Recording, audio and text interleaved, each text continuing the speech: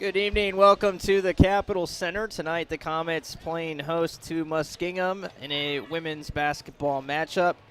Capitol still looking for that first win of the season, and hopefully today is the day. They're taking on a 2-6 Muskingum team. They had a close matchup the first time these two teams faced off back on December 8th of last year, 2021, and we're in a pretty decent spot to potentially come out of here with the win. Jonathan's along with me once again tonight.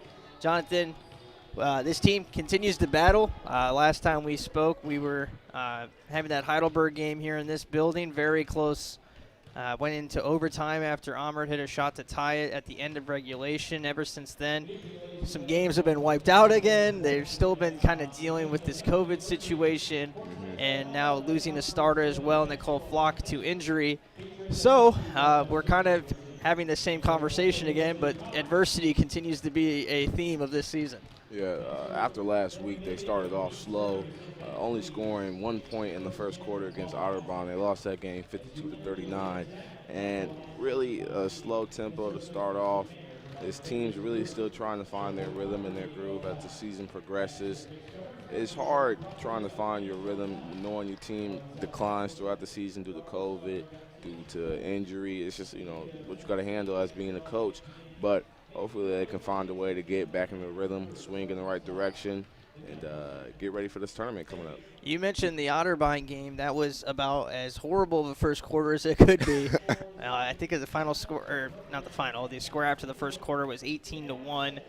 Capitol didn't make a shot, obviously, in that quarter, 0 for 13 shooting. The rest of the game was fine. They found their rhythm again. And it was something that you touched on specifically, Jonathan, at the start of the Heidelberg game, as the slow starts for this team kind of being an issue for them. And I think it really came into view against Otterbein that last game out. Yeah, it's hard when you, as a team, seeing somebody come off slow. I'm trying to put it in retrospective what to imagine. Like you're a bad car. It's winter season right now, so just sitting in the car trying to get your car engine to start. You waiting for it to heat up, warm up, and it's just like, okay, finally, we're getting things going. That's what they're doing here on this court right now. And right now they're sitting in the bottom of the conference. So against conference play, they're 0-8. So I'm feeling tonight might be the night to pull off a conference victory today. They got to get that remote start going, get the car warmed up before the game. I'm telling you, I don't know what they be putting in their gas tank. Is it Gatorade or Powerade? We've got again the other game to go off of is the first matchup between these two teams. That was back on December 8th, 2021. 68-59 victory for Muskingum, and kind of right along with that theme, Muskingum led after one quarter 22-10. After that point, Capitol outplayed them and outscored them by 3 points, but again, kind of climbing out of a hole in that game. And turnovers were an issue in that game, 23 turnovers versus 16 for Muskingum, a -7. That's been an issue for Capitol this season. And taking a look at that Muskingum side, it was their leading scorer in that game had 11 points.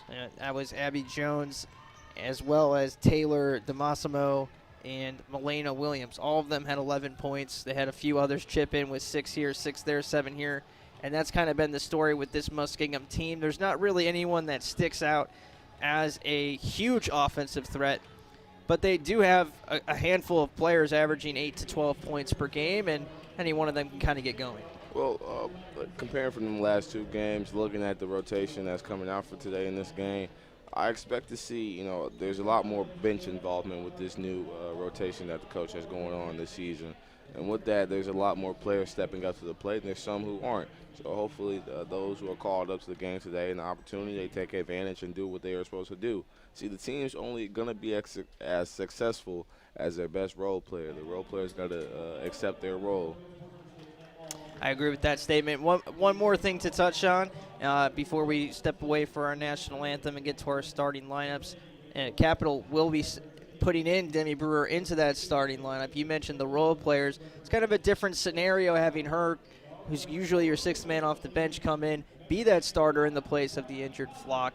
And now Maddie Duguid is also coming off of the bench. So obviously Coach McPherson is trying to get something going and get her rotations changed up as well. And that's something to keep an eye on as we start this contest. We'll step away for our national anthem, come right back with the starters.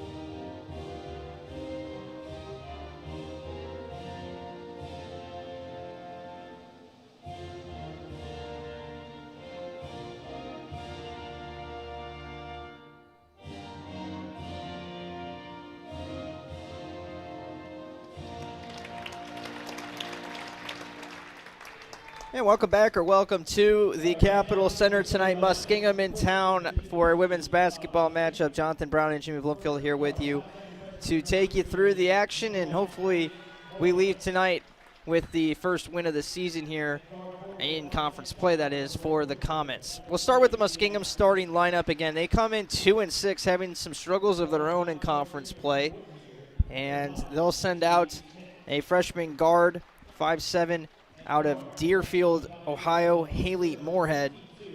A 5'10" forward out of North Ridgeville, Ohio, Leah Smith. A 5'4" junior guard out of Woodmere, Ohio, no relation, Casey Smith. And then their leading scorer, 5'8" sophomore guard out of Sterling, Ohio, Taylor DeMassimo. And rounding out the starting five is 6' senior out of Uniontown, Ohio, Sarah Miller. So it's Moorhead, Smith, DeMassimo, and Miller. For the Comets, we just mentioned some changes to their starting lineup, but there are some mainstays in there as well, starting with freshman guard out of Fredericksburg, Ohio, Lainey Murphy. The 5'4" junior guard out of Plain City, Demi Brewer. The 6' freshman out of Beaver, PA, Maddie Weiland. The 5'9" senior forward out of Wakeman, Ohio, Brooke Amert. And getting the start tonight at center, the 6'1" junior out of Cedarville, Ohio, Kaylee Cyphers. Against Murphy, Brewer, Weiland, Amert, and Cyphers. Today's coaching matchup for Muskingum, it's Erin Eaton in her third year, assisted by Olivia Besanson, who that name might sound familiar, former All-OAC player with Muskingum, so she's now assistant coach for them. And for the women, or for us, it's Camille McPherson, the interim head coach in her first year, assisted by Jason Wright and Maggie Wright. Well, Jimmy, I don't know about you, but I'm feeling lucky today. The dice is rolling in our direction, I'm feeling, before this tip-off. This is usually a pretty competitive game between these two teams, and kind of throw the records out the window using that cliche, of course, but it is a close game usually when these two teams face each other in this building. And right now the real matchup is going to be Cyphers versus Miller down low. That's two 6-footers going at it right from the get-go here. That looked like a travel. It was called against DeMassimo. She is the outside threat for this Muskingum team. Their leading scorer at 12 points per game in conference play. She actually has a twin, an actual younger sister, Caitlin DeMassimo, on the team, who's only played 2 games this season. She got injured in the second game of the year. Wow. And much like the Burns injury to Capitol, that took out a lot of Muskingum's offense. We love to hear those dynamic family sibling duos. Demi Brewer with the bucket here. And we mentioned it right before the national anthem. Brewer kind of inserted into the starting lineup out of necessity with Nicole Flock's injury. As a 3-ball the other way, no good. Rebound hit Amert. It's still loose, and scooping it up now is Murphy in the corner, and she's able to keep possession here for Capitol. Different dynamic, though, with Brewer in the starting lineup. The last game against Heidelberg, she was all over the stat sheet positively and negatively. We saw a lot of turnovers, but the assists as well, and scoring, as she's already scored the first basket of this game. Well, I love having her in the starting lineup because of the energy and tenacity which she brings to the game. And having her in the starting lineup, hopefully this will get things rolling because, remind you, they scored 1 point in the first quarter last game against Otterbein, so they're already doing better than that with 2 right now. Pass inside. That's going to be a jump ball. And with 4 seconds now on the shot clock, there won't be much time for the Comets to work with here, but they should have enough time for a basket attempt at least. Pass goes in, kicked back out to Brewer. She's got to shoot. She didn't get it off. Cyphers is late. Basket no good. Cyphers started last game with Maddie Dugood against Otterbein. They went with kind of a big approach. So this is Brewer's first start of the season. It is a change from the lineup that we saw in that game in which they scored just 1 point, and you wonder how much of that 0 for 13 shooting performance in the first quarter leads to Coach McPherson, like you said, getting that spark plug in there early. Well, they're going more small ball, not really worrying about the rebounds. I feel like the Comets do a great job of getting defensive rebounds and opportunities just right here, getting the rebound. That's Maddie Weiland coming back off the miss from Leah Smith, and now Amert has it. passes off to Murphy, and she's called for the travel. Murphy had a tough game shooting, and a lot of that was probably because they were behind in that game, but she shot 5 of 17 against Otterbein. 4 of 11 from 3 is the good part of that, but obviously 5 for 17, not efficient. The thing that I saw in that game is Brooke Amert 0 for 2. She only got 2 shots up. Not that she's this huge offensive threat, but she is kind of a high-efficiency scorer for this team and gets her, 8 to 12 points a game normally. She was not involved in that game whatsoever offensively against Otterbein. Scoop layup here gets Muskingum on the board 2 to 2. Well, actually, I didn't know Murphy was a freshman, and being a freshman coming into your first year as a college student athlete, she's leading the team right now for most points in the game. Yep. In the season, averaging about 12 points per game. I hope to see her step more into that role, being more aggressive when it comes to trying to put some points on the board. 'Cause when she gets hot, the team gets hot. That's very true. And she is a good shooter from outside. Again, an off day kind of at 4 for 11. Even that percentage is not horrible, 36% from outside. She's actually 4th in the conference shooting, 39% from 3. And the issue, again, with her, like you said, she is a freshman. She was supposed to kind of be the help for Emma Burns. Yep. And when Emma goes down, it gets thrown on her offensively. Instead of being the wingman outside for Burns, she's kind of the offensive forefront for them now. Kick out to Cypher. She can shoot. No good here. And the rebound is collected by Muskingum. Already a quick sub for them as Abby Jones has checked in. Jones, as well as Tanner Worth, check in. This is Worth with it for Muskingum. Keep an eye on 42. Jones, she is second in the conference, 50% three-point shooter. Only 28 attempts, but still 14 for 28. She is their best outside shooter. Abby Jones, she averages about 11 points per game on the season. She has that arsenal on her. And she's kind of started and come off the bench at different times this season. Pass goes into Amr, who can't handle it from Cyphers.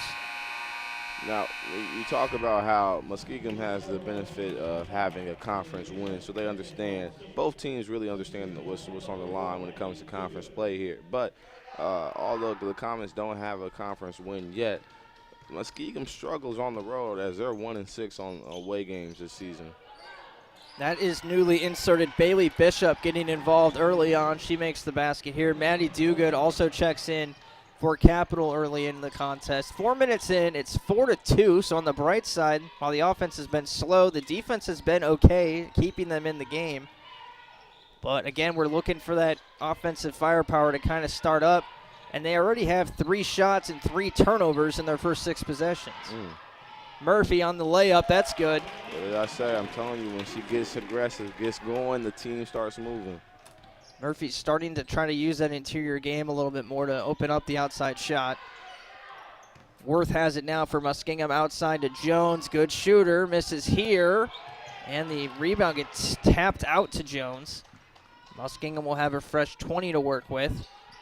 Moorhead trying to start it. Gets it to Jones in the corner inside. Bishop, bad pass. Duguid takes it away. And Brewer looking to run.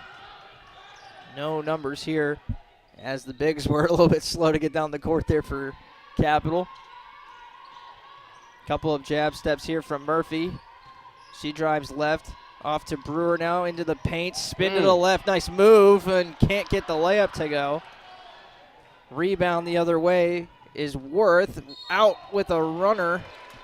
And Jones goes up strong, gets fouled by, I believe that was Weiland, who picks up her first. That was a good call by the refs, but Brewer right there, she had the right ingredients, just unable to pull out the product right there. It was a nice spin move. DeMassimo checks back in as well as Cyphers, so some of the starters already coming back in. It feels like we've just got underway, but we're already halfway through the quarter. There's good flow to the game to this point. And not a lot of points to show for it yet. 5-4, our score right now. Well, both teams are slow to get rolling. Looking at what Muskingum did last week, they played John Carroll, and they were slow in that game to start off first with only 10 in the first quarter compared to John Carroll's 20 as they lost that battle 93-42. So yeah, that's not a fun matchup at any part of the schedule. John Carroll is absolutely loaded. this season. Pass goes into Dugood. Dugood's got to shoot, I thought, with the 3-second. Apparently she got out in time. Murphy throws up a miss, and rebound goes out of bounds to Muskingum. Close the windows. That was just a slight breeze. John Carroll currently 8-1 in conference play. They're tied with Baldwin Wallace for the conference lead. Marietta is also right there at 8-2. Capital got to experience a fun game against them in recent. She picks up the charge right there. Brewer, okay then. Using putting her body on the line right there. See, I'm telling you, that's what she brings to the team right now. And, you know, stepping off from the role, knowing from the six-man perspective, when you come on off as a six-man, you're bringing a lot of energy off the bench. You're the first man off the bench, and you're bringing that tenacity energy. And now placing her in the starting lineup, you're expecting to try to replicate that same thing, but you, as an athlete, you're trying to figure out where you're going to draw that energy from. Because normally you set up the game or picking up where the team left off. No good on the three from Murphy. Goes right to Weiland, and her putback is good. Tie ball game again at 6. It's a great point you make about Brewer getting into that lineup. You mentioned the slow starts, and I think Coach McPherson makes the right move, putting Brewer in there. Brewer gets a block now. So she draws the block, and then this time gets the block, or draws the charge, and then this time gets a block on the defensive end. I like that block party. Pass will come in from under the basket now. It goes to Worth inside, and DeMassimo gets it in. So actually, we mentioned that Taylor DeMassimo's sister has only played 2 games this season. That's her right there, Caitlin DeMassimo, making just her 3rd appearance of the season. And she is technically their leading scorer with the 12 points per game, so a big lift for Muskingum. We don't know how limited that she'll be. Another charge, meanwhile, on Jones, but DeMassimo is back for Muskingum tonight. I was wondering, as a freshman in only 3 games, averaging 12 and a half, and only 3 games? Yeah. She can score. The question is, how many minutes can she give them tonight? She's a freshman, so the ceiling is limitless right now. So the DeMassimo sisters will be a problem in this one. Weiland kicks out to Cyphers. Cap trailing 8-6 still. Pass goes into Brewer now in the low block. Brewer trying to work with Dugood, who has to step all the way out. Lost possession, goes out of bounds. Muskingum basketball. Amert will check back in now for Weiland, so they'll go big here. See that misconnection right now, and then you're going to start to see Brewer. She might get a little fatigued because, you know, normally you coming off the bench, you got your reserve and your energy. You know when to come off explosive. Now it's about learning to control that. You're going to have to play longer, and you see that pass just didn't match up right there to do good. Casey Smith checks back in for Muskingum, by the way. Worth has it again. Now spotting up from 3 is Caitlin DeMassimo. Misses the 3-point shot. And it's collected by Murphy on the rebound. DeMassimo was 1-for-1 shooting threes this season, so her first miss from outside. Still an 8-6 game. Cyphers, that's an easy bucket. Easy, that's too easy. Nice 2-man game there. Brewer finding Cyphers, and we've got a quick 30-second timeout. 8-8 is our score with 2:16 to play. We'll step away for a minute.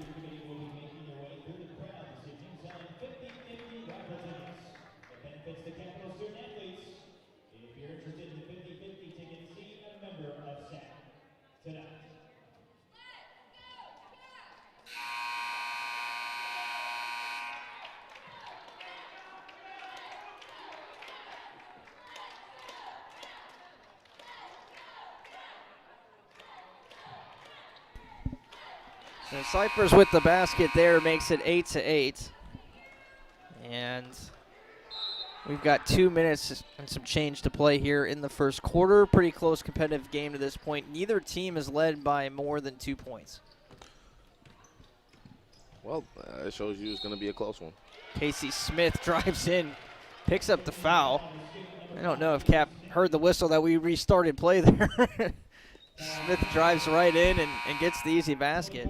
You know, like those gas lawnmowers. You know, when you're pulling, trying to get your engine. Yeah, I think that's a better imagery right there instead of the car. That's how the team is rolling right now. You just gotta Give him a little pull sometimes. Free throw no good from Smith, but the rebound is collected by DeMassimo, goes right back into Smith. Smith now finds an open man. Missed shot, but they're going to call a foul on Do Good. This is the other Smith now, Leah Smith, who will be heading to the line. That'll be Do Good's first foul. Leah Smith this season is 78% from the free throw line. Casey Smith, by the way, 34%, and it showed with the form on that last free throw. Hold up, we got the Smith sisters and the DeMassio. No, they are not related. They're from different towns. Leah's from North Ridgeville, Ohio. Casey from Woodmere, Ohio, which is kind of just north of here in Orange High School area. Leah gets the second free throw to good. Much better free throw shooter than the other Smith. Capital makes some changes as well. Gabby Ledbetter has checked in at center now. So you got Cyphers and Ledbetter out there together, and Amhert's playing at the 3 right now. Sometimes she plays at the 5 for this squad. And you got two big fours down low, putting her at the wing. Dangerous pass into Ledbetter, got tipped. Now running it the other way is Taylor DeMassimo. That's got to be something. Yeah, travel charge, take your pick. Either way, it's going to be a turnover there. It was something worth the whistle being blown. Yeah, no, I didn't know exactly. It didn't look right. Let's put it that way. Brewer crossing the timeline here. Cap's got to get something going offensively here. They're not shooting poorly. They're 4 of 10 from the field, but they just have not generated a lot of offense. Nice pass inside to Brewer. Good defense. Step out, Ledbetter. How about that mid-range? You like that. You like that. She got that in her arsenal. Okay, then. Ledbetter with the basket. Now they're shooting 5 for 11. 45% from the field. The issue's been the turnovers. They already have 5. Nice layup there from Smith going up strong. 14-10, Muskingum leads. Final minute of the first quarter. Brewer has played every minute of this quarter, as well as Murphy. Still out there in the backcourt. Pass goes to Murphy on the left wing. She takes the 3. No good. That was short. Rebound collected. Now Smith out running, and she threw it off the bottom of the rim. Fortunate break there for Capital. And this is turning into a track meet, and Cap is tired right now. Cyphers for 3. Splash. It's good. Big time shot there from Cyphers. Puts Cap back within 1. They can sit down and play some defense here now. Final 20 seconds of the quarter. Shot clock turned off. Smith has it on left wing. Drives to the elbow, kick out. That's a deep ball from DeMassimo. Oh! Ring, ring, ring. Hey, they return the call. It's all right. We're going to hold the ball. Taylor DeMassimo with a dart from outside. Now with 3 seconds on the end of the quarter clock. Brewer's shot no good. And that's a big-time 3 from Taylor DeMassimo to end the quarter. Puts it at 17-13. Anybody's ball game here as we move into quarter number 2. We'll take a quick timeout.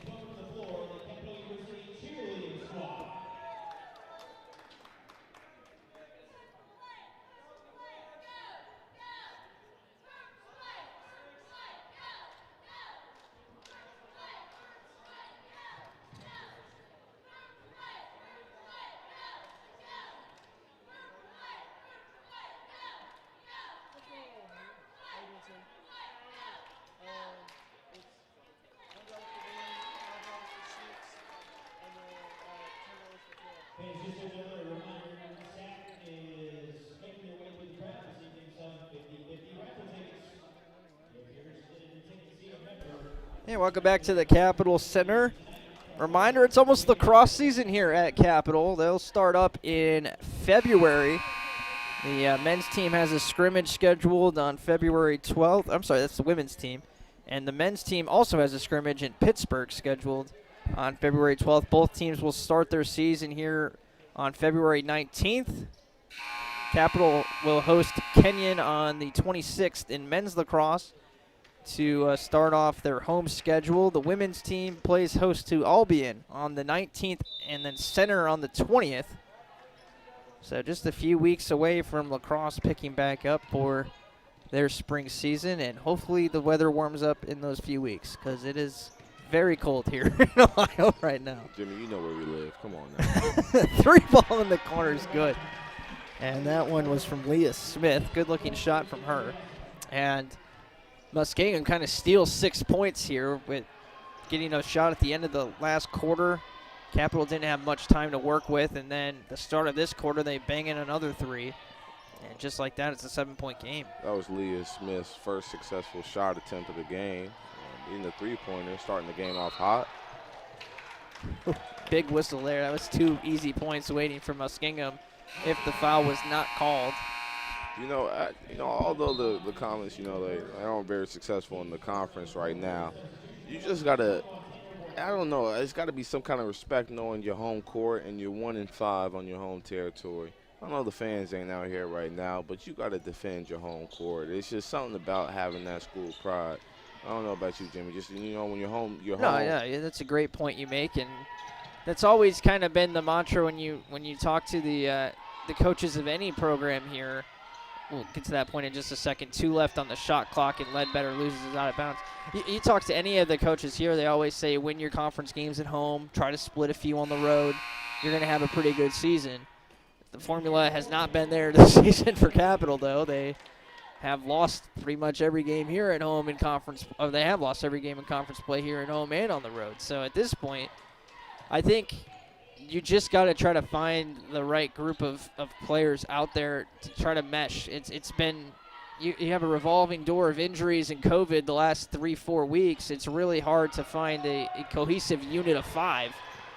And Cap's trying to do everything they can. Oh, that's a very late foul called on Weiland there. That's a rebound you got to get. Those rolling, when the rebounds bounces off the front of the rim, rolls out, dive on it. Get the rebound, hustle. You have 7 players pretty much for Cap playing in this game. And, I mean, just trying to find something from that group. And it's just, again, not meshing at this point. Trying to find something on the offensive end of the floor.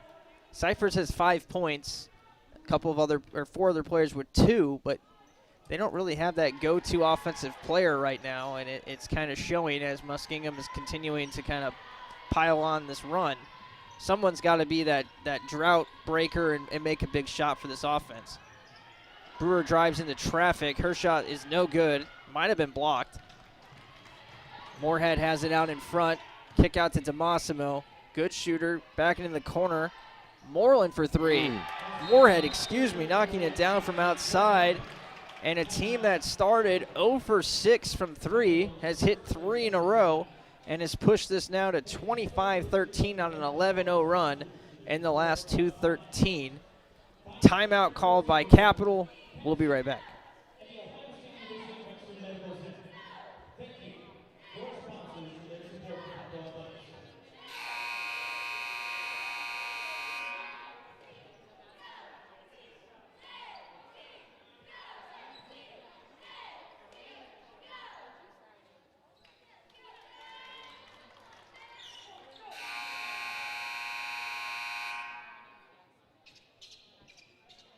Quick timeout here for Cap, and they're right back to it. Demi Brewer has played every minute of this game. Lainey Murphy's played all but 1. Amert's played all but 2. Weiland and Cyphers have played all but 3. Yeah, that's going to catch up real soon. When as an athlete, sometimes you be thinking about halftime, or halftime ain't long enough. So hopefully they can find the moments on when they need to kick it in, kick gears, and keep it on cool. Murphy throws it away. Amert has it, though, for Cap. Duguid trying to box up or to post up here, and it wasn't pretty, but it worked. Hey, lucky roll. 25-15, just kind of got it in a good high-scoring spot and just threw it up on the rim and saw what happened. And it went down. Muskingum is red hot from outside, 3 for their last 3 now. Pass goes to Leah Smith. Kick out, 3 ball. Moorhead no good. Rebound collected by Murphy. Just kind of withstand this run. Again, an 11-2 run for Muskingum now, even after that basket from Duguid. Murphy from 3. Splash. There it is. Bangs it in.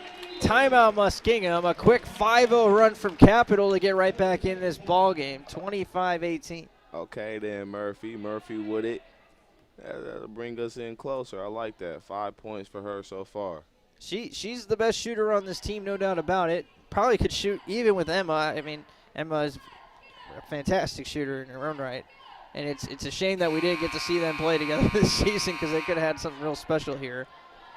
This program, not really a three-point factory, but in recent years, I mean, as the game has progressed that way, obviously, they've started to get some shooters in as well. Yeah, she's not doing bad. You know, she shoots about 40%, 39 to be exact, but close to 40% from behind the arc, and she shoots about 34 on the season, so she's doing pretty well for a freshman. 25-18. More importantly, she gets them back within 7. Muskingum comes out of the timeout now trying to find a basket. Good quick passing here. They haven't dribbled the sequence. There's finally a dribble from Smith. And DeMassimo loads up. No good. Rebound Brewer. And they're just forcing up bad shots now. See, you gotta, when somebody's just attempting to take that shot, you got to get up in their face.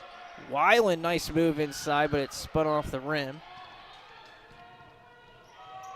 In transition now, thrown away right to Weiland. So Weiland gets a free steal. She goes right to the cup, kicks out. Amert, power dribble, resets to Brewer. 23 on the clock, plenty of time to work with. Murphy's open, doesn't take the three, fakes it. And now gives it off to Amert on the left elbow now. She spins towards the basket. She's fouled hard. And Amert gets to the line. You know, I guess that was a good play call on Weiland, slowing the ball down and waiting for the team to try to look for the best open shot. To the charity stripes, Amert goes. 72% on the season for Amert. As I mentioned, I mean, again, not a huge score, 8 points per game this season, but when she's involved in the offense, that's when this offense is kind of at its best. She's a very good passer. And we saw her at the end of the Heidelberg game tie the game to send that game into regulation. The senior stepping up in a big moment. Yeah, she gets the first one to fall. That's actually the first free throws of the game for the Comets. She gets both to go down. I think that's where you got to start. You got to get Brooke more involved offensively, even if it's as a facilitator. You want her to get her touches, I think. Yeah, finding a way to get to the line. 25-20. Pass outside to Smith. Nothing really going so far in this sequence for Muskingum. They throw up another three and a late closeout, and Abby Jones makes them pay. You know, this team is feeling themselves in the second quarter right now. Yeah, outside shots. I mean, some of these are high percentage threes, I would say, open looks, as Weiland gets fouled now. And nothing wrong with getting to the free throw line here for Capital. Well, Capital's trying to find a way to get inside, and Muskingum is okay with sending them to the free throw line and being physical down low. It's not going to be easy. So the Comets got to take the opportunities with these free throws and get your 3 points when you can.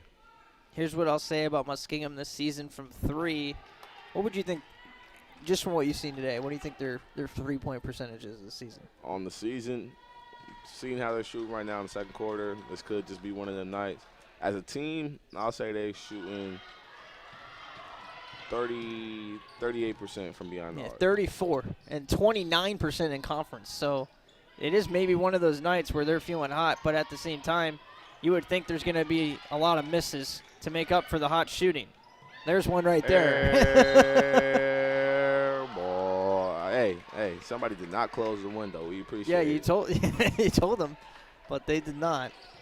28-20 still after Weiland was unable to convert it from the free throw line. Brewer, gotta watch that push off. That's a couple of times she's tried that now. Murphy now with Cyphers back in, gives her a screen. Murphy trying to find her shot, goes inside to Amert, and she's fouled. Again, that's a high-quality touch. Just get it to her at the stripe and run some cutters, each way. Brooke finds the open man. She kind of leads that huddle there as they pause. It's going to be a long night for Brewer and Murphy, I fear. They've played together 29 of 30 possible minutes. For Murphy, she looks a little bit more calm and cool. Brewer still attacking, and that's nice hands there on the defensive side from Smith, taking it away. Casey Smith passes off to Leah Smith now. And Moore thought about the three, but thought better of it. See, those costly. That's when fatigue is going to set in when you make those kind of decisions. Creative shot there from Smith, no good. Offensive rebound from Muskingum, now leading the rebounding battle 13-9. Three ball, Leah Smith, bank, no good. Oh, rebound was collected by Weiland, then forced free. That's a foul on Cap, but I think they're going to call a jump. They will. Good call. I don't think so. It's a good call for Cap as they get possession here on the arrow. I don't know how much possession we really had there. DeMassimo checks back in. That's Caitlin. She only played 2 minutes in the first quarter. Again, this is her first game back, so don't expect a lot of minutes out of her in this one. Well, she's effective with the time that she's getting right now. No doubt about that. Wide open with Cyphers. Pass was late. There's Amert on the backdoor cut. And Amert gets involved once again, 28-22. She's scored the last 4 for Capital. Gets the backboard touch. Now she gets a steal. Amert has help from Weiland, but well defended in transition. Now Brewer goes right through the lane, can't get the layup. And the rebound collected by DeMassimo, and now a foul against Brewer. The opportunity was there. Just she wanted that fast break, points right there. Just unable to connect with teammates. And I just don't know what happened on that shot right there. Sometimes you take so much effort to get to the rim, and you're almost surprise yourself that you're underneath there. And I think that was one of those instances. Hopefully it's not the fatigue creeping in. You know your team needs you. You got to push through it. And she's, moving pretty well for someone who has played 16 minutes in this game. DeMassimo's shot was short, and it works as a pass. I don't know if they'll give her an assist, but Casey Smith grabs it out of the air and puts it in. Worth noting that Maddie Weiland is playing with 2 fouls right now on already a short rotation here for Capital. Weiland has it top of the key. Handoff to Cyphers. Thought about the 3. They're going to call the travel on the gather there. That is turnover number 8. Muskingum not much better with 7. It's not too bad. Turnover. You're still a single-digit game. You're still in this. It's 8 points. Quietly, Muskingum is 1 for their last 5 shooting, and there's another turnover. Everybody can't stay hot forever, and that heat tends to steam down. Timeout called by Capital. Dugood will check back in. And Cap is really burning through these timeouts. A full timeout to give mainly, I would think, Murphy and Brewer a breather. Dugood will check in. We'll be right back.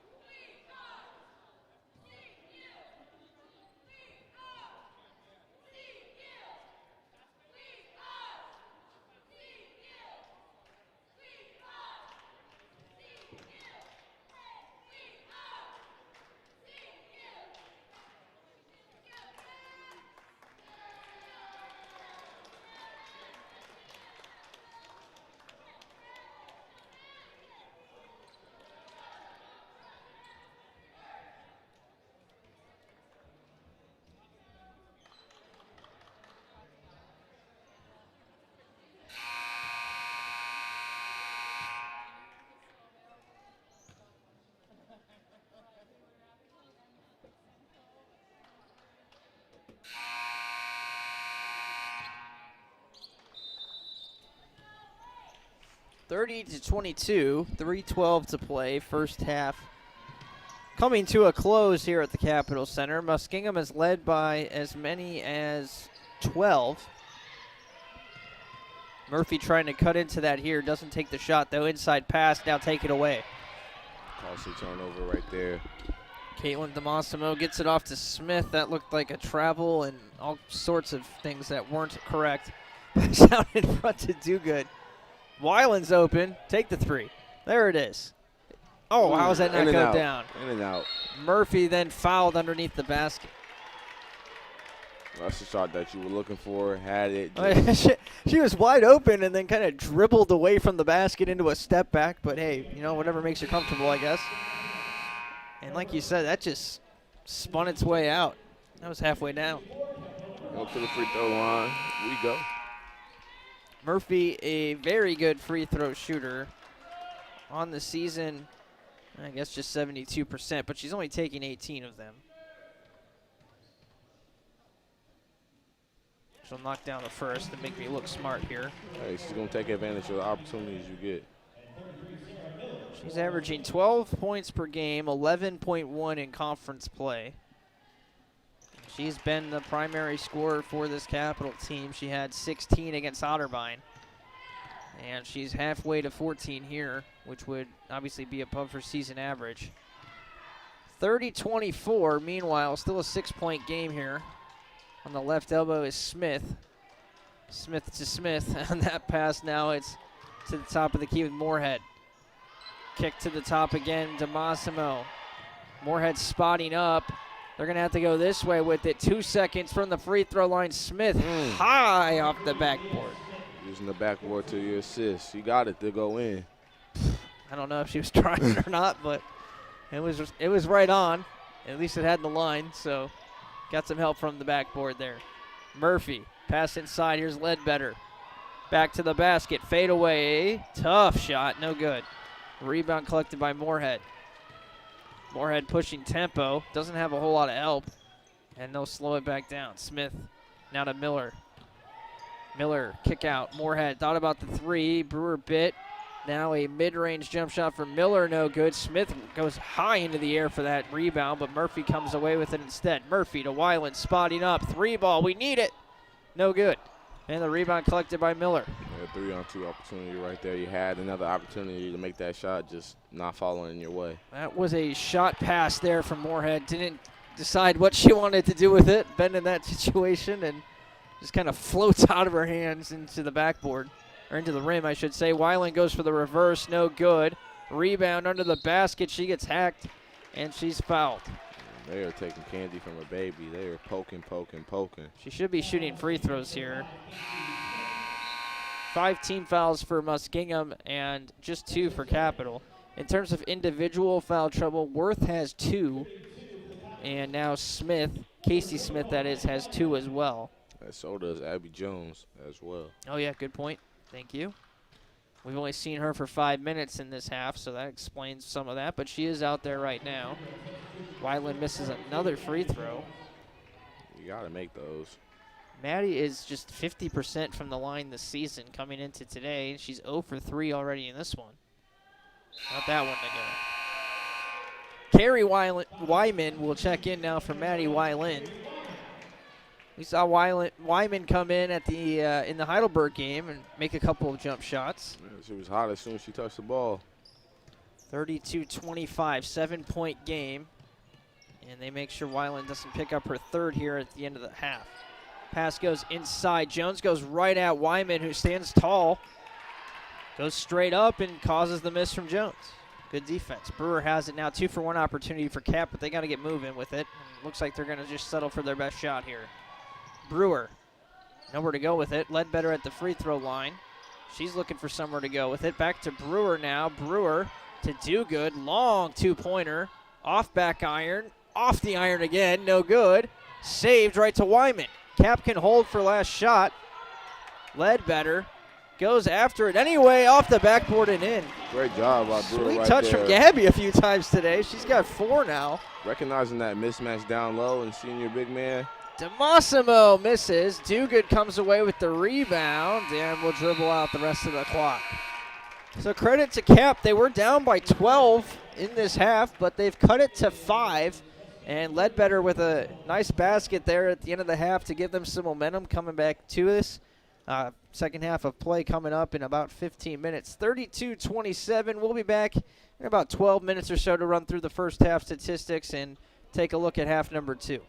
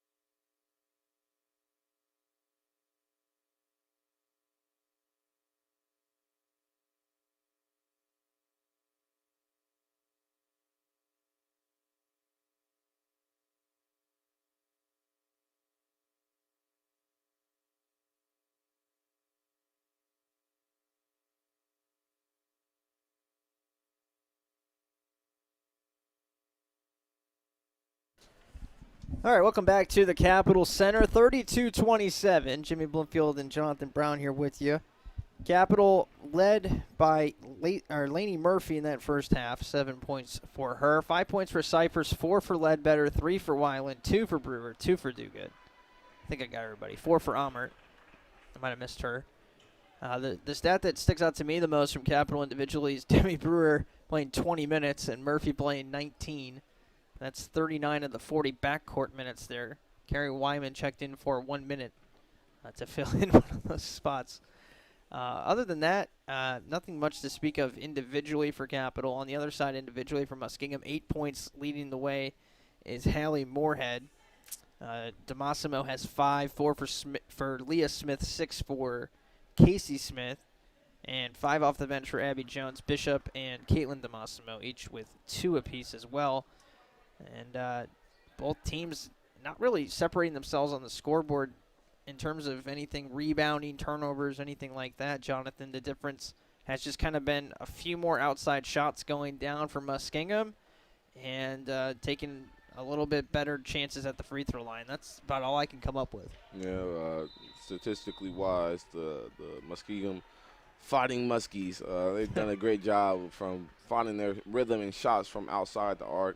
They shot about 26%, which is, that number sounds atrocious, which it is, but the shots that they've been putting up have been falling, so it's been in their favor. That's kind of just a volume thing for them outside, knocking in 4 threes. Capitol's only had 2, so 2 for 8 versus 4 for 15. Both teams efficiently not shooting well, but the sheer volume of threes from Muskingum has them in the lead, but it might be temporary as a basket here from Amert makes it a 3-point game. They're going to get things rolling here in this second half right here. You know, only scoring. They made it closer scoring-wise in the second quarter, 14-15 overall, but I think the team with a nice little rest. You know, you talk about those minutes played in the first half. Foul called on Amert. Those minutes played in the first half.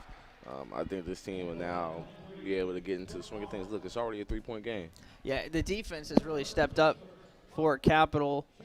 Last 6 shots for Muskingum, they've only made 1. They're scoreless in their last 2.5 minutes, which could be broken here at the line. It is.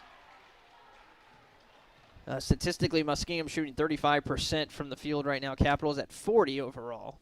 And Muskingum is 7 of 8 from the free throw line. Capitol's actually leading the rebounding battle now, 18-17. Turnovers have been similar, 9 apiece.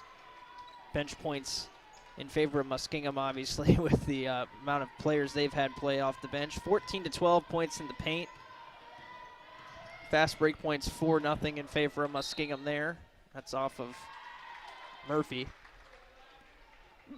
Excuse me. And, so, I mean, that tells you the story. There's not a whole lot sticking out from that first half. It's mainly Muskingum has a couple more three-pointers because they've taken a lot more three-pointers. This is one of those. The difference. This is one of those. It's not an ugly game, but it's just really more who's gonna grit more for that W, a grit and grind type of game. Because not both teams. Both teams are. I wouldn't say they're doing the best job of maintaining the ball. Both teams have a good amount of turnovers, double digits each, 10. So they're not really holding on to the ball both sides well, but. You know, all it takes is just one edge of the blade, and Muskingum has got one edge up right now. Murphy with the take there is going to stay here with Capitol. Tanner Worth checks right back in, the senior for Muskingum.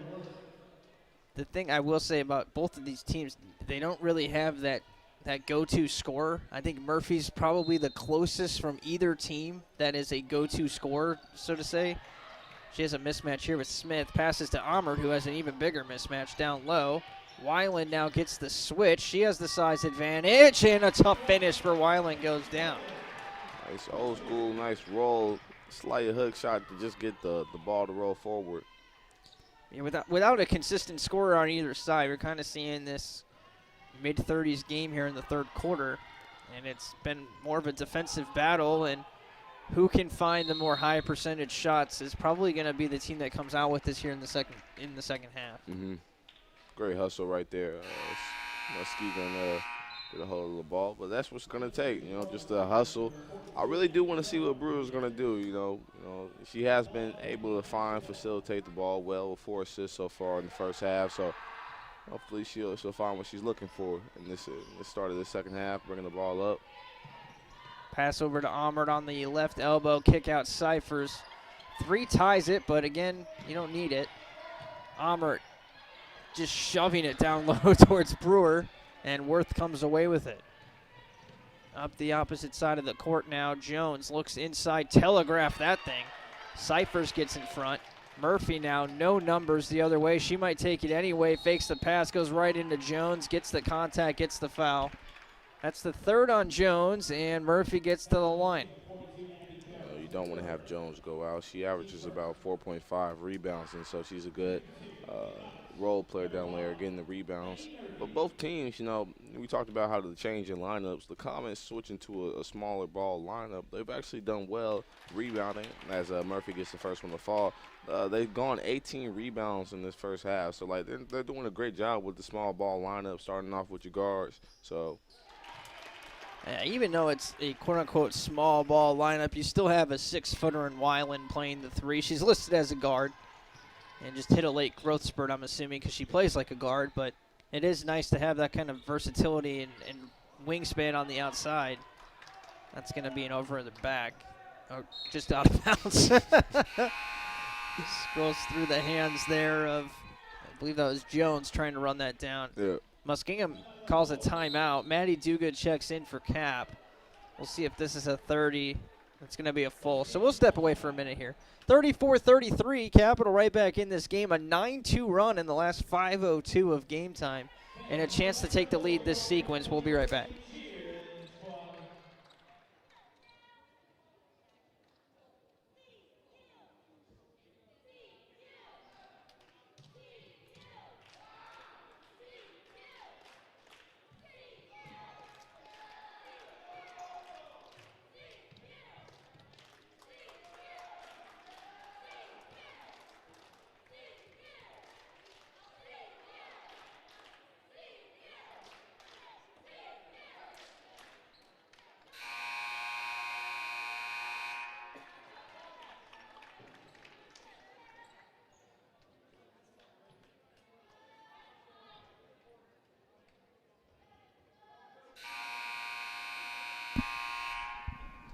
(34-33), Muskingum with the lead, but Capital has a chance to take the lead here. And just like that, they're inching back. You got to be an inch warm. Crawl. Keep crawling. Weiland gets it to Brewer. Ahmert trying to get involved in this. Gets the touch here on the free throw line. Back to the basket. Kick out Murphy. Fakes the shot into Duguid. Nice tip there by Miller. And now Massimo trying to go the other way. Another block from Cap. I think that was Weiland. Might have been Duguid. Now it's Moorhead kicking out. 3-ball. And that's a big swap right there. Cap had a chance at a lead. Turns it over, and Tanner Worth knocks down the long-range shot, the 5th triple from Muskingum. Yeah, Worth actually shoots 62% on the season, so she hesitated with that shot, like, are y'all really giving it to me? And they gave it, so she took advantage of it. Worth averages 8.5 points per game. That was her first basket of the day. And she is the first person off their bench, so you would expect that she has that outside shot, as you mentioned. I'm telling you, she looked like, are y'all really going to give it to me? Those you ever be like at a pickup game and you give somebody the open shot, like those would be those kind of shots like, okay, either I'm going to look like a fool, I'm going to miss this shot, or they're going to want to try to guard me now. So she's letting her presence be known. 37-33, Muskingum still just kind of hanging in there with this lead, trying to open it back up. Another one. That's the 3rd one of the day. 1 1/4, so we're in a good pace there. Murphy, nice crossover, probably carried, did something wrong there. They call it double dribble. It looked good. They had us in the first half. McPherson wants a foul call, or at least that it was tipped somewhere in that exchange. It looked like she had the right stepping for the Euro and then just lost her footing. Yeah. Amert has 2 steals already, almost had a third. Weiland playing behind her, trying to help out. That's a double dribble, too. Ball don't lie. And they get it right back.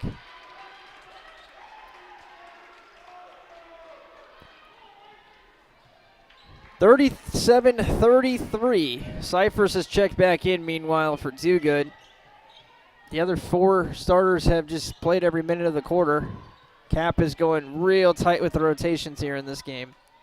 Cyphers has size advantage down low, gets the contact against number 23, Caitlin DeMassimo. This will be the team's second attempt at the free throw line. They're perfect. Both teams are perfect from the free throw line, so you got to take advantage of your opportunities from the free throw strikes. Yeah, much better than the 5 for 8 in the second quarter for Cap. DeMassimo, I'm assuming she's going to play around 10 minutes in this game. She's played 4 in the first half, so probably like to try to get her to the double-digit numbers if you're Muskingum, who has a very similar outlook to their season as Capital does. Both these teams with the with new rules coming in a couple weeks ago that every team is going to qualify for the tournament. It kind of changes your outlook instead of battling for that 6th or 8th playoff spot. As Brewer gets a steal, 2-on-1. We'll finish the thought in a second. Pass to Weiland. Basket's good. Cap within 1. It's kind of a reset button on the season and just trying to get right. And for the Muskies, who get another basket here from Worth, they get DeMassimo back, a big score. Fortunately for them, they get one of their stars back. Unfortunately for Cap, Emma's not coming back anytime soon. And they're still, again, trying to find this identity of this team. And after the slow start, which we mentioned in the pregame, they've been playing a lot better basketball here. Just as we say that, that was a beautiful outlet pass. You're speaking too soon. Yeah, Hallie Moorhead. That might have gone over the divider here in front of us. A high arcing pass to Casey Smith, and Smith was able to get the basketball in space, takes a dribble, lays it in, and just like that, Muskingum is back up by 5. We'll be right back. 4:24, third quarter.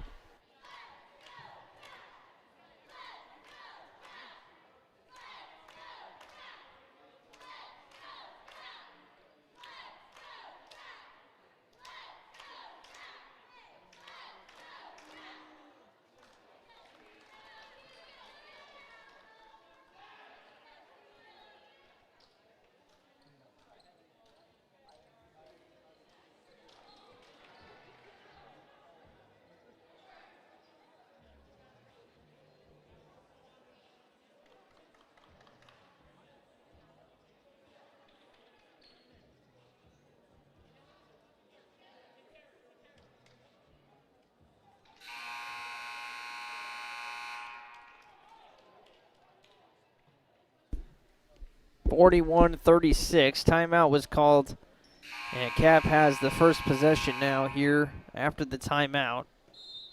Once again, they are kind of rolling with this same unit. Ledbetter checks in to get a little bit of a different look for Cap, but still riding that backcourt of Brewer and Murphy.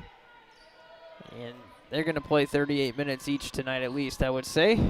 See, Brewer's mindset, the type of player and role player she is, she's always looking to find a spot that's going to best benefit her teammates. As you see, she was able to put the ball in a nice pocket for Cyphers right there as she heads to the free throw line. Cyphers, as you said, will go to the stripe. She is 73% on the season, 88% in conference play at the line. She's 1 and 2 on the night. Make that 1-3. Each point is pivotal in this game right now. Cap has gotten it down to 1 on 2 different occasions. Misses both at the line, but Weiland buys an extra possession here for Capital. Should have put that back up, but reset for the team. Weiland comes around the screen from Ledbetter, kicks out to Brewer. 10 seconds on the shot clock. Murphy has it. Step back, 3 ball, no good. Ledbetter got a tip, but Miller is going to secure the rebound. That was a good shot attempt by the team right there. It's not falling. Smith kick out Jones. That's in. Long 2, they're going to call it. So that's the only fortunate thing there for Capital, but there's your shooter wide open on the other side for Muskingum. 7-point game, just like that. Pass inside. That's going to be an easy bucket. Cyphers and Brewer have been on the same page tonight. That's assist number 6, by the way, for Brewer, and just 2 turnovers. So much better effort. Try to find her teammates when the best opportunity that's going to give them the best opportunity as a chance to score as a team. Worth fakes the shot, drives in. Layup is no good. She's had the hot hand this quarter. Ledbetter now takes it away. Weiland gets it. Murphy has it. Almost a jump ball back there, but Cap comes away with it cleanly. Now Murphy attacks the basket, gets swatted. There's a block party for you, Miller. Hey, I don't like them block parties. No, we're not invited to that one. Kick or pass goes in, back out. 3 ball now. Oh, that hits. DeMassimo has had a couple of big ones tonight. In the face, too. 8 points for her now. Muskingum now has 3 players with 8 points, and another 2 have at least 5. Murphy calls for it. Hit it. No good. And the rebound is collected by DeMassimo. Murphy kind of hesitated. Here's Smith running out in front again. Good foul for Murphy. These passes that these teammates are making from all the way full court, they're looking like some good dots. I see some quarterbacks over here. There's some nice dots. Smith is just waiting for it. She just takes it and goes. And it's been a 9-2 run for Muskingum now. Fast break points, they're up to 6, and Smith is responsible for all of them. And she has 8 points. She would be the leading scorer if she makes both of these here. Murphy has 9 on the game. Smith had just bad form from the free throw line the first time. Let's see if this one's any better. She's got a little bit of Shaq hitch in there. It is just not there. She's athletic around the rim. There's no doubt about that. She's quick, as we saw on the fast break. But this is definitely the weakness of the game here. Hey. Puts that one in, though. Splits the pair. Listen, when you're shooting your free throws, you find what best works for you. That's why you say you hear not every person has the same shot. Everybody has a unique type of shot. So, maybe you get that looked at, but you got your own unique one. Carrie Wyman checks back in, by the way, for Capital now. 2 minutes to go in the quarter. Demi Brewer finally gets her first breather of the game. Into Aubert. Oh, go up with that. Easy opportunity to score and just blew past. I think she was just expecting a defender to be there, and there was no one behind her. Turns into free throws on the other end.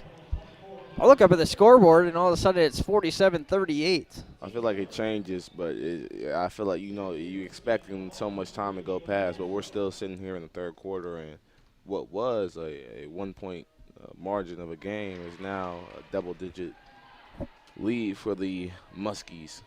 They're on an 11-2 run right now. 3:24 to play. And what's up with this alliteration? I just peeped. The Capital Comets, the Muskingum Muskies. I got nothing there. Trying to think of the other schools in the conference. I don't really think any of them stick out. Kenzie Weiland, by the way, the twin sister here of Maddie Weiland has checked in. So you said having the Wonder Sisters. Maybe we've got a little bit of something here with Kenzie checking in. She's starting to get a little bit more minutes as the season rolls on here. Is Kenzie? I think she was out for a portion of the December part of the schedule, and she's kind of been working back. So hasn't had the opportunity to play as much as her sister Maddie, but is now starting to kind of enter the rotation a little bit. That's good. Watch the foul. Yeah. Good call. Foul is the 4th on Capital now in the quarter. 1:13 left until that will reset. I believe that's Amert's second right there.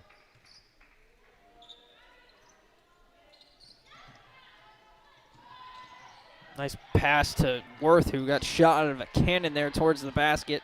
They are like Moses. They are opening up the gates to the basket. Wyman with it at the top of the key here. 1 minute to play in the quarter. Wyman looked like she was setting up for her 3. Gets it over to Murphy instead. Murphy with a couple players posting up. Dugood and Weiland down low. Wyman has it. She's looking for help. Backdoor cut off of Dugood's arm. Actually, it went off of Muskingum. Okay. 5 seconds to shoot, though, for Capital. Can you get the shot you're looking for? You know who they want to go to.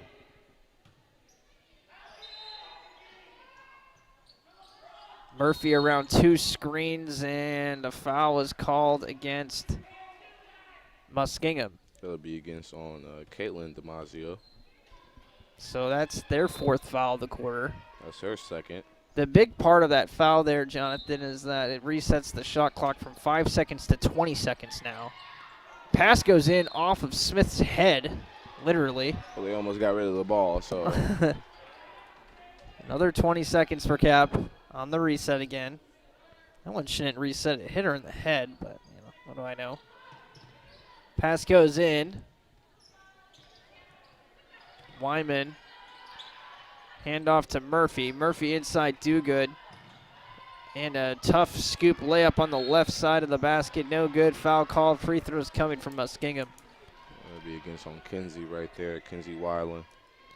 All right, so you had me look this up now because with the alliterative nicknames, and these are the only 2 teams in the conference that have them. And I've been doing this for 10 years and never had that thought. So I appreciate you pointing that out today. Expanding, you learn something new every day. Yeah. Free throw is good from DeMassimo. Yeah, never once had that come to mind. We mentioned John Carroll earlier. We'll pass this little note around. Their senior center, Olivia Nagy, was named to the D3 Hoops National Team of the Week last week. Congratulations to them. Nagy just, look at these numbers. 14 points, 21 rebounds, and 5 blocks against Otterbein. And then she had 23 and 13 against Wilmington. She averaged 4 blocks a game, 19 points, 17 rebounds. And she won the OAC Player of the Week award for the 2nd straight week. Well, looking at her numbers, Nagy is in majority of OAC's leading numbers. There's your there's your conference player of the year right there. It's over. I know there's 8 games left, but that race is over. Having everybody go to the tournament this year, that raises the question. Oh, Capital's going to get possession here. Oh, I'm sorry. That was the game clock going. I thought that was the shot clock. My mistake. So Capital, this is going to be interesting. I think they'll start with the ball because the possession arrow should switch there.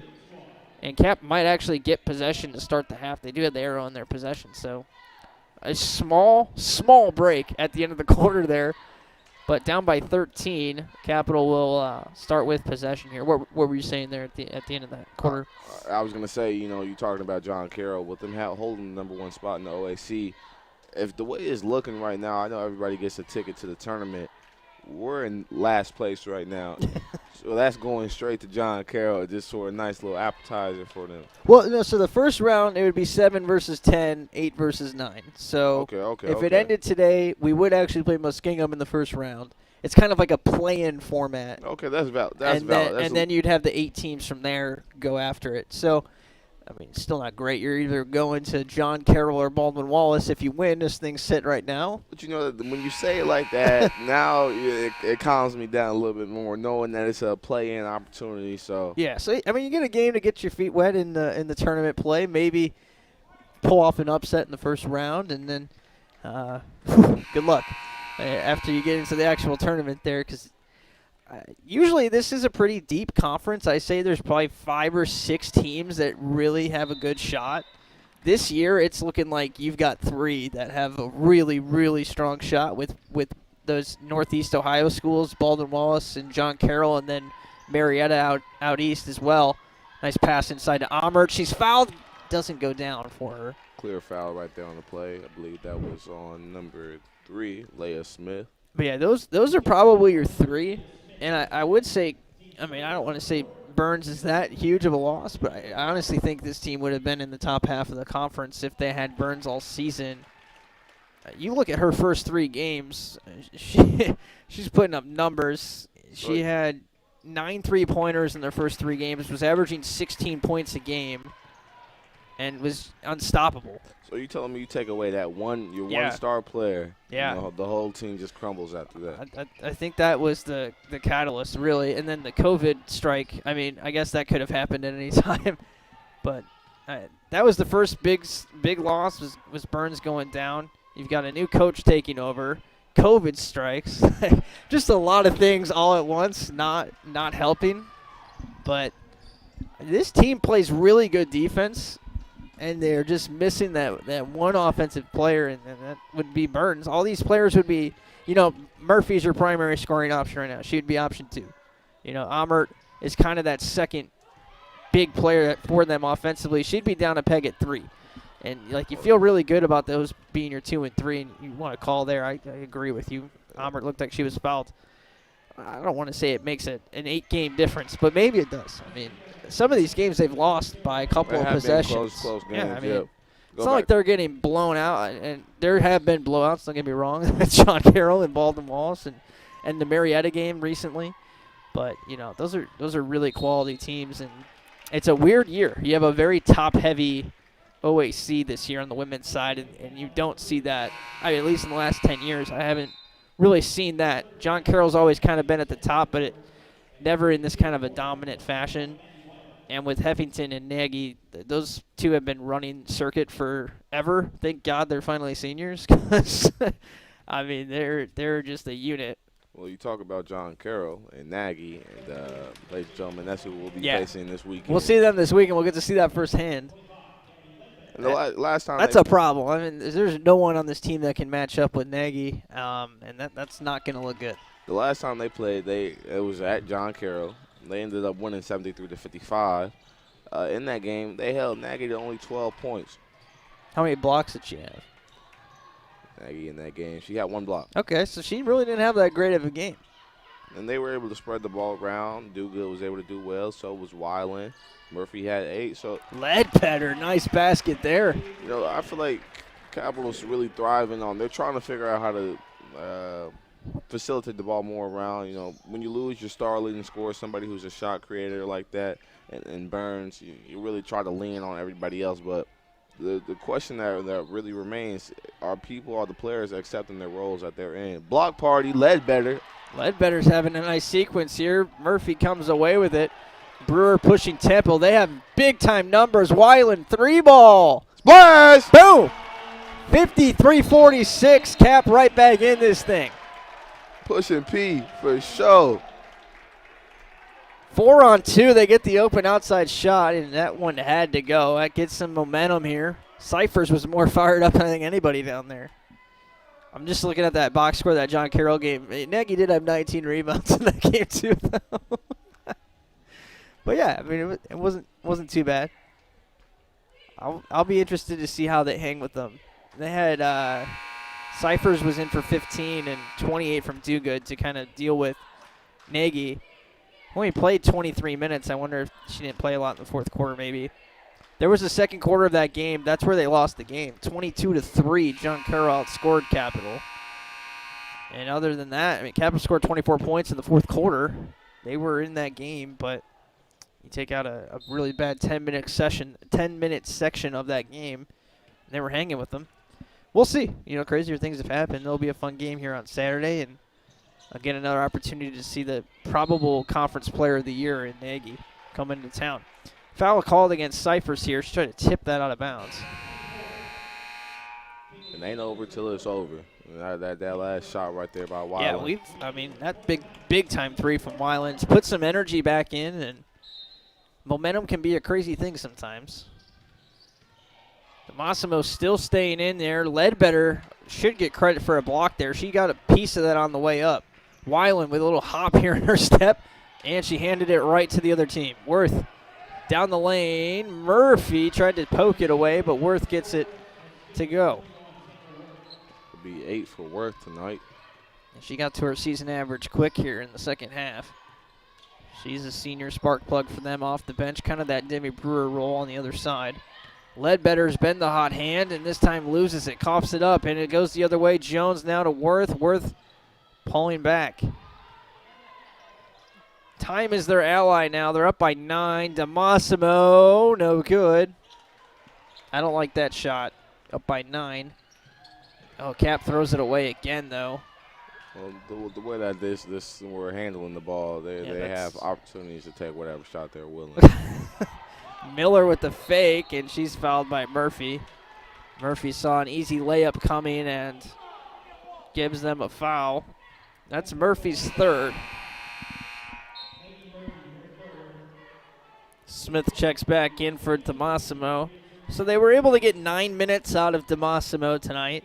6 points, 1 of 5 shooting, kind of an off day, as you'd expect. In her first game in 2 months, kicking off some rust.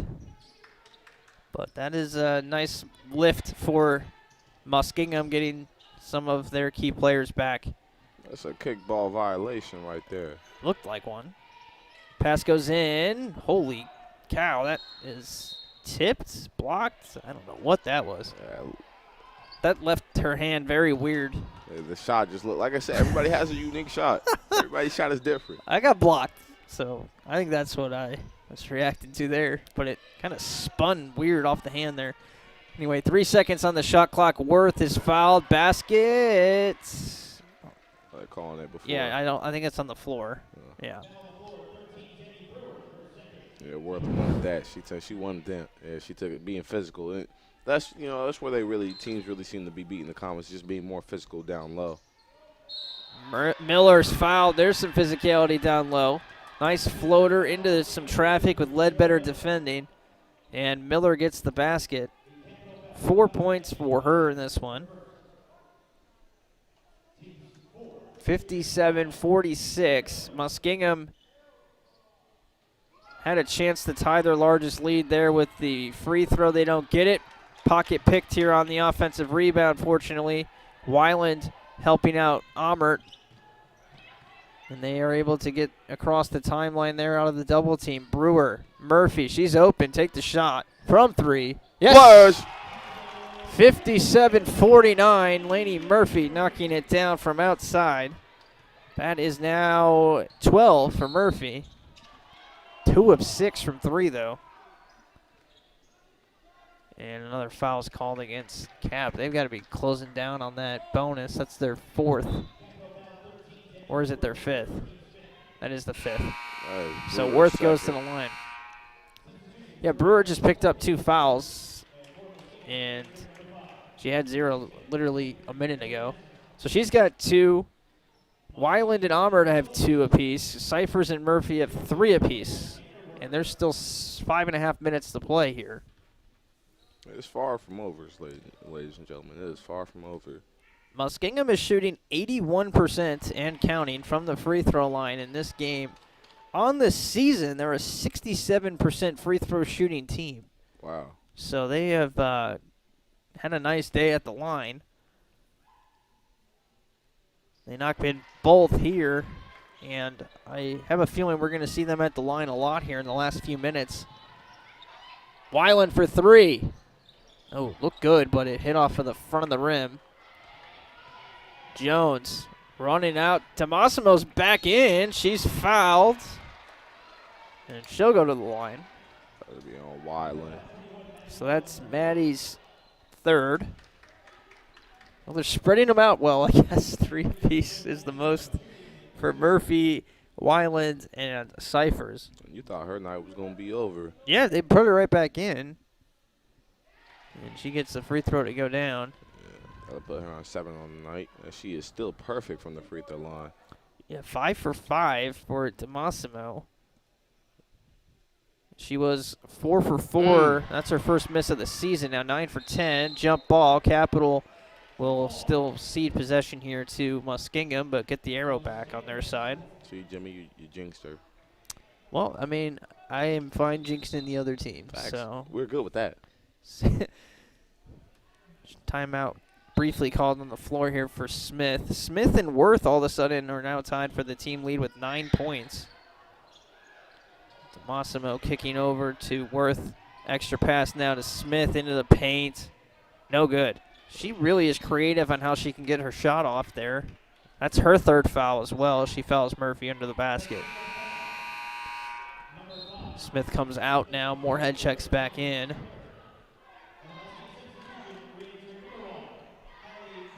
Just a little too much oomph on that shot. Can we get things rolling? 5 minutes left.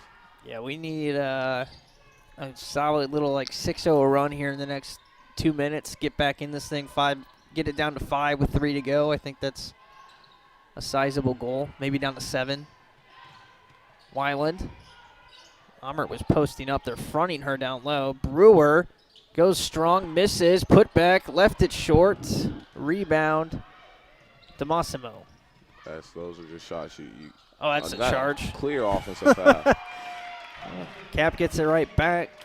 Muskingum, you're up by 11. Like, sit on the ball here. That's a clear offensive foul. No, they're not going to sit on the ball. You want your team to continue to play great. You're up by 11, 4.5 to play. 11? Do you think that's a substantial amount of lead? Not in a normal circumstance, but in today, what we've seen today, I think, yeah, you take at least 10 or 15 seconds off that shot clock. Don't count the Comets out. Well, never will. Brewer. Cyphers. Pass inside to Amert. Amert. Hand off to Brewer.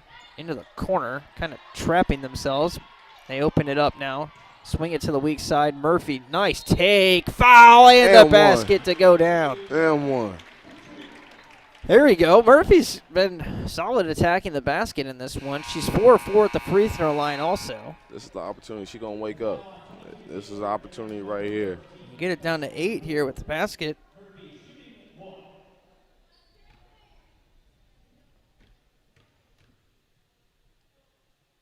Gets it to go on the and one opportunity. 15 points, 8 rebounds for Murphy. Now you're down to 8. Muskingum using more of that shot clock here. Told you. Kick out to Smith. Top of the key, Worth. Worth, a couple of ball fakes now. Kicks into the corner. Moorhead. No good. Miller offensive rebound. Miller throws it away. See, just like that. It went from double digits now to single digits. Exactly. Down to 8 with 3.5 to go. You can get it down to 6 with a basket here. Murphy walks into the lane. Get down for her. It does. The roll. I told you she's going to get hot. Heat check. Oh, they almost threw it away. 60-54, 3.5 minutes. It's down to a 6-point game. That's that little run that we were talking about. Mini 5-0 run here on back-to-back sequences for Cap. Who's going to hit the big shot for Muskingum now? Clear travel. That should have been a travel. Counts as a miss shot, I guess. Brewer pushing tempo now the other way. 60-54. Slow it down, slow it down. Find the shot you want. Find the shot you want. Murphy's the hot hand. Amert, Weiland. Nothing for her to do. Gets a pick from Cyphers. Back screen now to Brewer. 6 to shoot. Murphy, let's see what she can do. Create her own shot. Drives in. Tough layup. No good. Tap out to Cyphers. Excellent play by Murphy. Keeps it alive for the team. That's what you need right there. Good cut from Weiland now. It goes down. Let's go. That's the lucky roll right there. 60-56. A 7-0 run for Cap in the last 3 minutes. And they're down by just 4 now. You thought Muskingum was just going to go ahead and play easy and cool. Foul's on the floor. So there was a basket there, but it's not going to count. I mean, they took, I think there was 3 times from that 6-minute mark down that they shot before 20 on the shot clock. I'm not saying they need to shoot it down at 2, take the air out of the ball completely, but taking some quick shots up by double figures late, I don't like it. See, as a coach, my coach is when you have your foot on your opponent's throat, don't let up. You don't let them breathe. And they're letting the Comets gasp for air, and we are going to take full advantage of it. This is impressive at the line, though. Again, a team that shoots 60%, 66% from the line is up to 18 for 22 in this game from the free throw line. Yeah, and if they hang on, that's where they won the game. 81%. Hey, taking up full advantage of the shots they're getting. Brewer, excellent offensive rebound. They're going to call that a tie-up. It's going to stay with Capital. It really looked like a foul down low. It did. Either way, huge break to the basketball there by Brewer, who once again is filling the stat sheet. 8 assists, 5 rebounds, 2 points, a steal, a block, and only 3 turnovers. Brewer looking for Cyphers. Those two have been on the same page. Jones knocks it up in the air and gets the steal. Smith the other way to Jones. Jones to the basket. No good. Offensive rebound. Jones puts it in. Yeah, that's a costly turnover you're going to want to have back. That's just a high differential right there with Brewer trying to get it down low to Cyphers, and Muskie's read it. There's been 2 or 3 of those where Cap is looking for a basket, and it's a turnover and a quick basket the other way. And it's a huge swing on the scoreboard. Like you said, a 4-point swing here, a 4-point swing there, and you're down by 8. Skip pass. What a pass. Murphy, no good from 3. That should have gone down just for the pass alone there from Brewer. 1:14 to play. High off the backboard, no good. Now Muskingum should take the air out of the ball here. Up by 8 with a minute left. See, now we're in agreement now. Now you can do cruise control. Cap has no fouls to give at this point. May as well play defense this sequence. Worth, kick out. DeMassimo still in there. Throws it away. Gets it back somehow. Scoop layup. Blocked again by Cyphers. Go. It's a block party. Go. Look down. Look down. Brewer under the basket is hacked as she goes up for the layup. They ain't giving nothing easy nowadays. Yeah, you got to go there. This will be Brewer's first shot attempt from the free throw line. So 43 seconds left. Brewer from the line this season. Let me get that for you. 43%. That is not what you're looking for out of a point guard. So Brewer will shoot 2. And you hope to at least make the second one here to set your defense up. Brewer misses the first here. But you want to get the basket so your defense is set for the pressure here, because you cannot, I mean, you can foul, but you really would prefer not to. See, in situations like that, knowing you're down by that much, like if you miss the first one, do you tell your team to miss the second one purposely, or do you just anything? I think you, like I said, you want to at least get that second one to go down so you can, I see what you're saying, steal an extra possession. So maybe, if you want to try to steal a possession there, I think at this point you're just trying to get points. Maddie Weiland fouls out with that last foul, so Duguid will check in for her. Weiland quietly 13 points tonight. 8 rebounds, 3 steals, an assist, and a block. Too shabby. Playing 33 minutes, second highest on the team tonight. So, just fatigue crept in with those fouls. Smith at the line. This is the story of the game right here. 19 of 23 at the free throw line. Capital 12 of 21. That's 7-point differential. It's a 9-point game. It tells a big story in this one. Smith knocks down both. And just looking at it, we shot better this whole entire game than Muskingum this game, shooting 41%. That's been a trend too. I mean, they've done that in a few games. They did that against what was it, Wilmington, where they had so many offensive rebounds against them. Heidelberg game, the turnovers were the problem. Today they clean up both the rebounding and the turnovers. They only had, I don't want to say only, but they had 21 turnovers to Muskingum's 19, so kind of a wash there. And the difference in this one was the free throw shooting. It's always something, I guess. It's always something. You just, I don't know what it goes on your checklist, but it's not flowing their way right now. Hopefully, this weekend, John Carroll, you're on to the next opponent. That's an opportunity to change your whole season there. John Carroll comes into the building. You never know. Pull off the upset. You get your first win against John Carroll. Whew. I mean, that can really change the season here for Cap.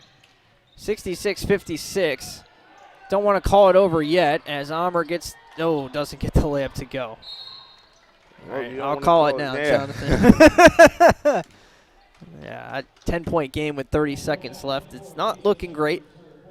That was a shot that I love Brewer's tenacity and being able to find those passes. Her passes just deserve an award. She had 8 assists in this game. Very easily should have been in double figures, I think.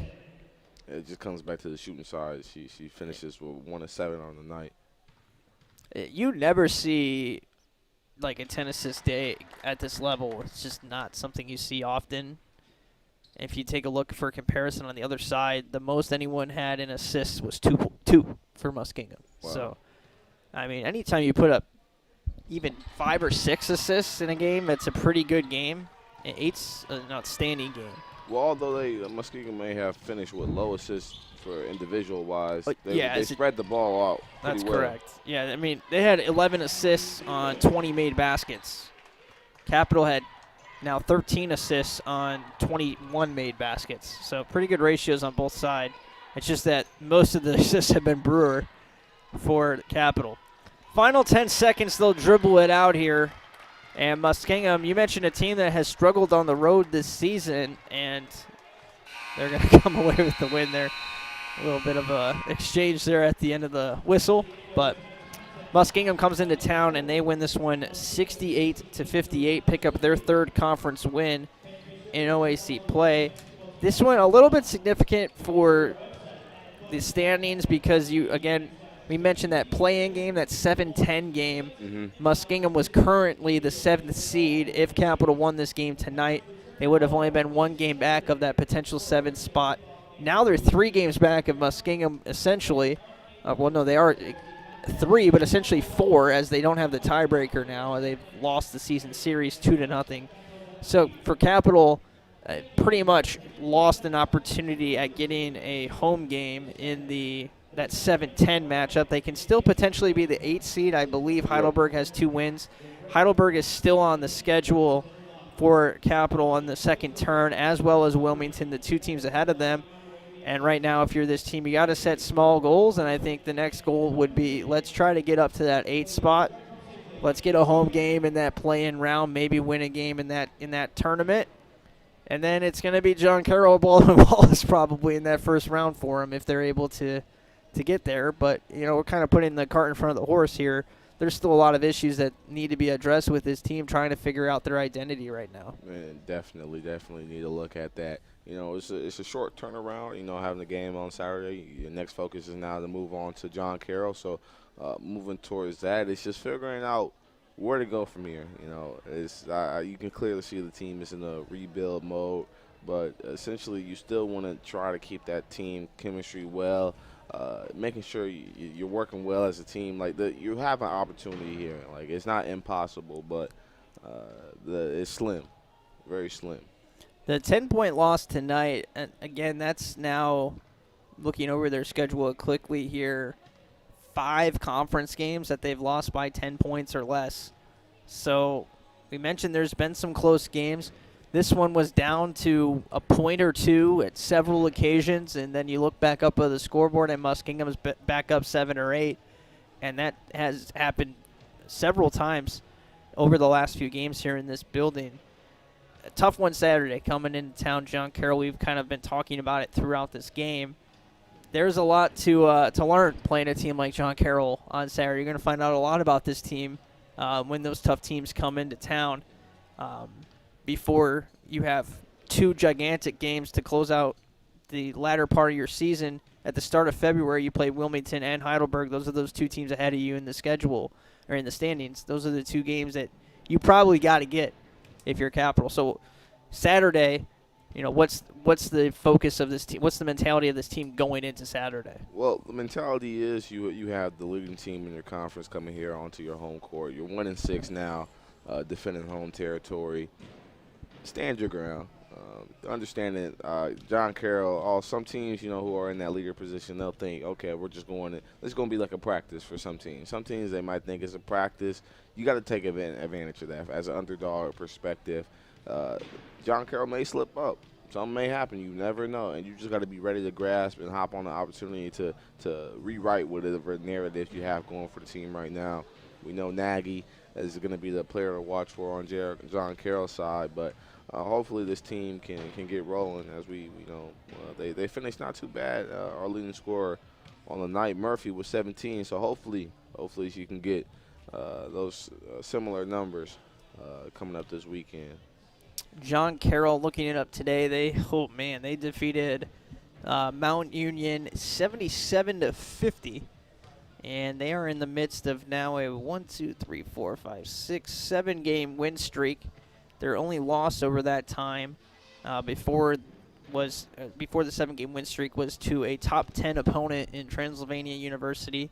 Baldwin Wallace currently ranked number 11. They picked up a win against them at home, 68-65, just 3 games ago. So coming in hot for sure. coming in with one of the better players in the conference. If there's anything to note for Coach McPherson, maybe she can try a little bit of different things with the kind of a different offensive system here now that she's trying to install. The other thing is these players have been around for a while. There's a good book on Nagy. There's a good book on Nicole Heffington. There's a good book on these key players for John Carroll. And maybe there's something they can do there to try to find a way to beat a really good team. There's film out there. Yeah. And I will tell you the one thing that ain't going to work is playing your star player full 40 game. minutes. 40 minutes. That ain't going to work against this team. Yeah, so we'll see. We'll see if they open up the rotation a little bit here against John Carroll, try to find something. If that doesn't work out, again, they're on the road against Wilmington to start a 3-game road trip. So after Saturday, we won't see you again until February 12th here in this building. So one last chance to kind of defend home court, and then it's a tough 3-game road trip, and they need to get 2 of those games probably to really feel good about themselves. Moving forward towards that OAC play. We've been saying it a few times, but it's all about getting this team right for the tournament at this point and putting a competitive performance out there at the end of the season. I think that's the message, and there's a lot of growing pains until you get to that point, unfortunately, Jonathan, but maybe this team has a couple of surprises in there for us at the end of this season. I would hope so. Hey, you got to take some plus sides, pros and cons. So, looking at how this team played overall, a slow start from both sides on our end, but the way that they were able to get their gears going in the second quarter, they played a phenomenal job in the fourth quarter. Just the gas, they were out of gas. Yeah, that's the fatigue creeping in. So you got to figure out as a team on how you can find that last inch to fight for in that fourth quarter. But in situations, they've done that, where they have fought and given it all and gone to overtime, and then overtime comes, they're out of gas. Yep. So it's about you dominate in the first quarter. I'm not saying you're learning to cool off, but it's better to have that better start. It's easy to start off strong than it is to try to pick it up later. Try to play from behind for the entire game. Yeah. And you look up at the scoreboard, you have a nice run, and you're right back in the game, and then you give up a few points, you're right back into the hole. Definitely see if this team can come out and play with a lead a little bit. I think that would be a huge difference, like you're saying. We'll see how things go Saturday. Hopefully we're hanging in there with this John Carroll team and see what happens. We hope you join us. It'll be an afternoon game here from the Capitol Center on Saturday. We mentioned after that 3 road games, so we'll have a lot of men's games over that time. And then we'll be back for the next women's game after the John Carroll game. Will be all the way on February 12th, as we mentioned. Lacrosse starting up around that time as well, so plenty of broadcasts to come your way still here in the 2022 academic year. Jonathan, thanks for your help again tonight. Thanks for being here, and we'll see a win here before the end of the year. I promise that. We'll see what happens. Jimmy Bluefield signing off here from the Capitol Center. Again, a Muskingum victory tonight, 68-58 over your Capitol Comets, and we'll be back at it again on Saturday. We'll see you then.